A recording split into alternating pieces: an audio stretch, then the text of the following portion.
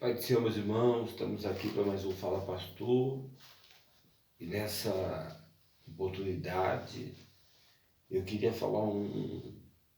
comentar com os irmãos sobre a vocação do apóstolo Paulo.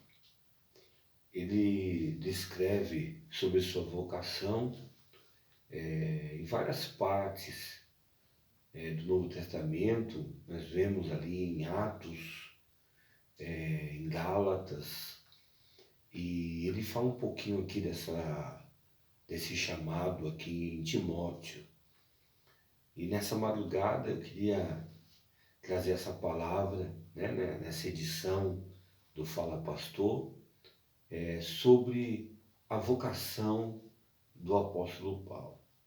Como eu sempre digo, vivemos, eu digo e sou repetitivo, vivemos na era da informação, na era dos talentos, dos dons, das aptidões, dos MBAs, dos doutorados, dos mestrados, né? Hoje vivemos na era onde acredita-se que a formação de um bom obreiro se dá com a aquisição de certificados. Não estou pregando contra aqui ao estudo acadêmico.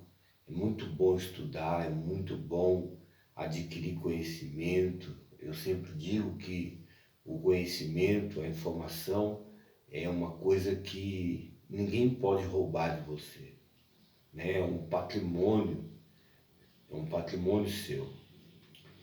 E nessa primeira epístola que Paulo escreve a Timóteo, no capítulo 1, no versículo 17, Paulo fala no versículo 13 e no versículo de número 15, ele fala da sua condição antes de conhecer a Cristo Jesus, nosso Senhor. Ele fala assim: a mim, 1 Timóteo, capítulo 1, o versículo 13 e 15, a mim que dantes fui blasfemo e perseguidor e opressor, mas alcancei misericórdia, porque eu fiz ignorantemente na incredulidade. Versículo 15. Esta palavra é fiel e digna de toda aceitação, que Cristo Jesus veio ao mundo para salvar os pecadores, dos quais eu sou o principal. Então Paulo ele fala da sua condição. Eu sublinho aqui, eu enfatizo o versículo 13, que ele fala que ele foi blasfemo, perseguidor, opressor, mas que ele fez tudo isso na ignorância e na incredulidade. Ele chega ao ponto de no versículo 15 dizer, usar aqui uma hipérbole, usar aqui um exagero de linguagem, porque ele não era o principal dos pecadores, mas ele diz assim que Jesus veio ao mundo para salvar ele, que era o principal dos pecadores. Aqui ele está fazendo utilizando, um recurso da língua portuguesa chamada hipérbole, um exagero de linguagem para dar uma ênfase. E então essa era a condição dele, um homem blasfemo, perseguidor, opressor, que fazia isso na sua ignorância, na sua falta de conhecimento a respeito do Senhor Jesus e na sua incredulidade. E no versículo 15 ele se define como o principal dos pecadores. Agora vai dar 1h30 da manhã quase, e eu aqui pensando como se deu esse chamado. Um homem desse é um homem que nós podemos considerá-lo como inapto, como reprobo para o ministério, né? Mas como se dá o chamado de um homem como esse? Versículo de número 16. Mas por isso alcancei misericórdia, para que em mim, que sou o principal, Jesus Cristo, mostrasse toda a longanimidade. Versículo 14. E a graça do Senhor superabundou com a fé e o amor que é em Cristo Jesus. Então, o Paulo, primeiro, esse homem blasfemo, perseguidor, ignorante, incrédulo, opressor, ele foi alcançado com a graça do Senhor Jesus Cristo, que superabundou com fé e amor. E também ele foi alvo da longanimidade de Deus. E essa graça a qual ele foi alcançado, essa longanimidade, né, de Deus, a qual ele foi alcançado, essa graça que superabundou sobre ele, fez o que com ele? Versículo 12. Dou graças a Deus que me tem confortado a Cristo Jesus Senhor nosso, porque teve por fiel pondo-me no ministério. Olha que coisa linda.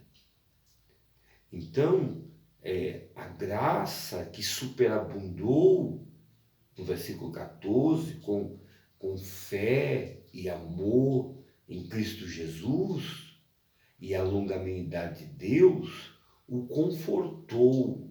Tem traduções que diz que ele dava graças a Deus que me tem fortalecido. Então, o que nos fortalece? Se eu fosse fazer um sermão com o tema, o que nos fortalece? O que nos fortalece é a graça abundante de Deus. É a graça de Deus que superabundou em Cristo Jesus, em fé e em amor, e a longanimidade de Deus. Essas três características nos fortalecem, nos consolam. E sabe onde nós vemos a graça de Deus? Um homem, versículo 14, versículo 13. Um homem que foi blasfemo, perseguidor, opressor, incrédulo,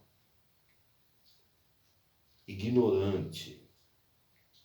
Ele foi alcançado com a graça abundante de Jesus Cristo, com a longanimidade de Deus, foi fortalecido, foi confortado por Cristo Jesus.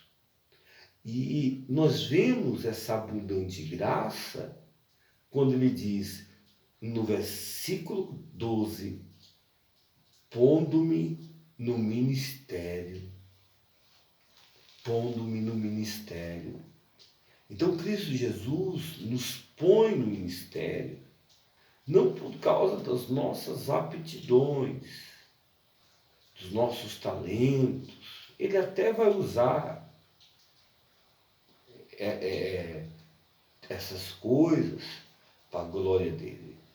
Mas ele nos pôs no ministério, ele nos tirou do monturo, pegou o necessitado, tirou do meio do monturo e colocou assentado entre os príncipes do seu povo, por causa da sua graça, pondo-me no ministério.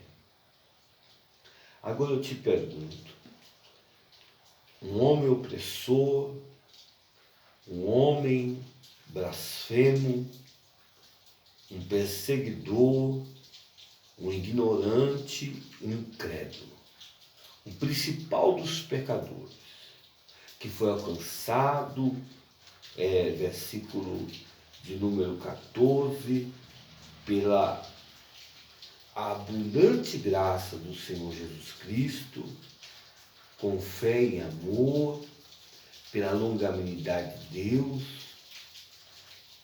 que foi fortalecido, foi confortado por Cristo Jesus, foi achado fiel e colocado no ministério, confiado a ele a pregação do Evangelho da glória de Deus.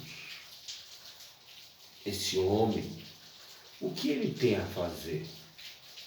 Qual é a primeira coisa que esse homem deve fazer ao ser colocado no ministério depois de ter um histórico tão negativo, um passado tão nebuloso como esse? Versículo de número 17. Ora, ao Rei dos séculos, imortal, invisível, ao único Deus, sábio, seja a honra e glória para todos sempre. Amém. Um homem como esse,